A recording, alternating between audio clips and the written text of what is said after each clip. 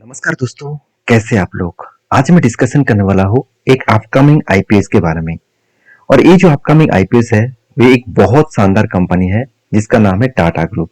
तो टाटा ग्रुप की तरफ से और एक आईपीओ आ रहा है, क्योंकि आप सभी जानते हैं टाटा ग्रुप के जितने सारे कंपनीज उनमें से धमाका रिटर्न लास्ट 5 ईयर्स में दिया है। जैसे टाटा मोटर्स अराउंड 800% का रिटर्न दिया। एक्चुअली 800 नहीं, देखा जाए तो करीबन 1300% का रिटर्न दिया जस्ट 5 ईयर्स में। उसी तरीके से ट्राइडेंट जैसे कंपनी लास्ट 5 ईयर्स में करीबन करीबन 1600% का रिटर्न दिया, मतलब 16 गुना रिटर्न कंपनी दे चुके थे लास्ट 2 ईयर्स में। तो इसी तरीके से टाटा ग्रुप हमेशा जब कोई भी कंपनीज आते हैं तो उस कंपनी के ऊपर हर लोगों को एक ट्रस्ट बिल्ड होता है, क्योंकि टाटा ग्रुप है तो ट्रस्ट तो होगा ही। तो उस हिसाब से आज मैं जिस कंपनी के बारे में बात करूंगा उस कंपनी का नाम है टाटा कैपिटल। देखिए, टाटा कैपिटल नाम से आपको पता चल चुके हैं ये एक फाइनेंस कंपनी है, मतलब ये एक एनबीएफसी कंपनी है। तो basically Tata chemic sorry Tata capital के ऊपर जल्द से जल्द आईपीओ आने आ रहा है।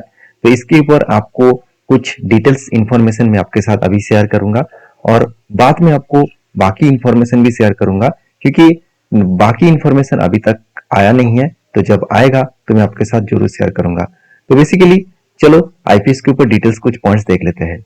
जैसे देखिए, टाटा केमिकल्स के ऊपर बिडिंग प्राइस कितना है, मैक्सिमम प्राइस कितना है, कितना लॉट खरीद पाएंगे, सब कुछ अभी तक डिटेल्स नहीं आया।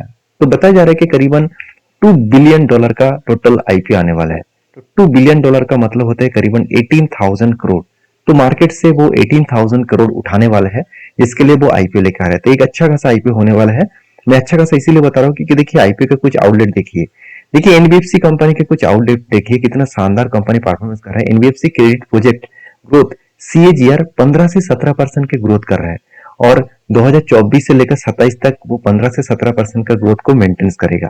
तो जो एमएसएमई जो है, एमएसएमई सेगमेंट्स के ऊपर भी कंपनी काम कर रहा है। तो मतलब मीडियम एंड स्मॉल, मतलब जो फाइनेंस है उसके ऊपर भी कंपनी काम कर रहा है। साथ ही साथ देखा है तो कंपनी रीच 21% फाइनेंशियल 2024 के हिसाब से यहाँ पे दिखने को मिला।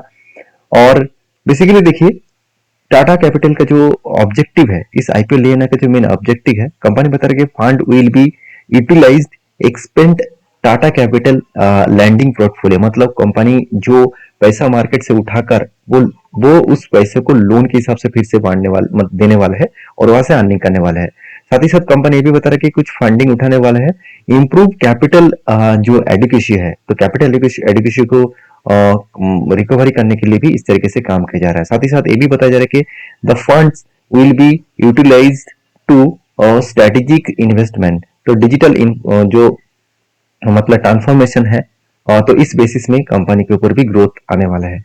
तो सारे चीजों को आप देख सकते हैं। साथ ही साथ आप देखेंगे तो यहाँ पे चीजों को ध्यान से देखना। ये जो कंपनी है बहुत शानदार परफॉर्मेंस किया है फाइनेंशियली अगर देखा जाए। तो कंपनी के रेवेन्यूज के बारे में बात करें तो कंपनी के रेवेन्यू देखिए 13,000 करोड़ था 2024 के टाइम में, और एंड ऑफ द पीरियड में 2025 के एंड ऑफ मतलब सॉरी 2024 के मार्च मंथ में देखा जाए तो कंपनी 18,000 करोड़ के आसपास पहुंच चुके हैं। मतलब रेवेन्यू अच्छा खासा ग्रोथ हुआ। टोटल इनकम भी 13,000 करोड़ से 18,000 करोड़ के आसपास देखने को मिला। टोटल एक्सपेंस के हिसाब से बात करूं तो 9,800 से लेकर 9,500 बने, मतलब एक्सपेंस कम हुआ। और प्रॉफिट आफ्टर टैक्स टैक्स देखिए देने के बाद कंपनी ने प्रॉफिट किया 2,900 से लेकर 3,300 करोड़ के आसपास। और टोटल एसेट देखिए करीबन करीबन 1,35,000 करोड़ के आसपास टोटल एसेट था। आज 1,76,000 करोड़ के आसपास एसेट है। तो लोन अमाउंट 1,16,000 और लोन अमाउंट अभी 1,56,000 बन चुके हैं। मतलब कंपनी शानदार परफॉर्मेंस यहाँ पे किया है। तो कंपनी के स्ट्रेंथ क्या है, कंपनी ग्रोथ कर रहा है, 13 से 15% का ग्रोथ हो रहा है सीएजीआर के हिसाब से। और कंपनी बता रहा है कि एनबीएफसी के सेक्टर के हिसाब से इतना ग्रोथ बहुत स्ट्रांग है, और वो भी एमएसएमई लोन्स के हिसाब से कंपनी ग्रोथ कर रहा है, अच्छी बात है।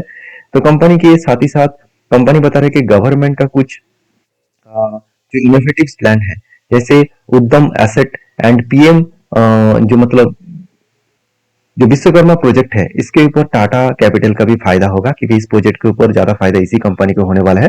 साथ ही साथ कंपनी से कुछ वीकनेस पॉइंट भी है, जैसे कंपनी एक्सपोजर जो है वो देखा जाए तो इंटरेस्ट रेट चेंज, मतलब इंटरेस्ट रेट जब भी चेंज होता है तो कंपनी के ऊपर रिस्क तो आएगा। क्योंकि आज मान के चलिए कंपनी ने 5% के हिसाब से इंटरेस्ट दूसरों को मतलब लोन दिया, और वो गवर्नमेंट चेंज कर दिया, उसको 3% कर दिया। तो उसका घाटा होगा ना 2%, तो ये कंपनी के लिए वीकनेस पॉइंट है। तो कुछ पॉइंट्स वीकनेस है, कुछ पॉइंट पॉजिटिव है। तो अभी तक फाइनली आईपीओ का डिटेल्स नहीं आया, तो जब आएगा तो टाटा ग्रुप के बारे में मैं डिटेल्स में चर्चा करूंगा। तो अभी तक वीडियो को यहाँ पे रुकते हैं, तो मिलते हैं नेक्स्ट वीडियो में, तब तक के लिए धन्यवाद।